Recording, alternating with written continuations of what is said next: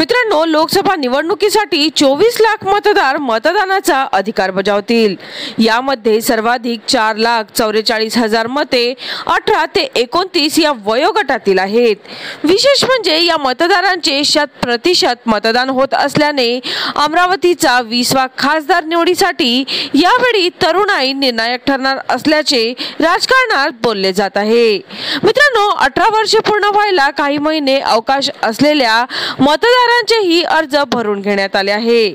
त्यामुळे 18 ते 19 या वयोगटात तब्बल 22,000 मतदारांची नोंद झाली आहे। मित्रांनो, 20 ते 29 वयोगटात 4,22,638 असे एकूण 29 वर्षाआतील 4,44,367 युवा मतदार लोकसभेसाठी मतदान करतील। चला तर मित्रांनो, पुन्हा भेटूया नवीन बातमीसह।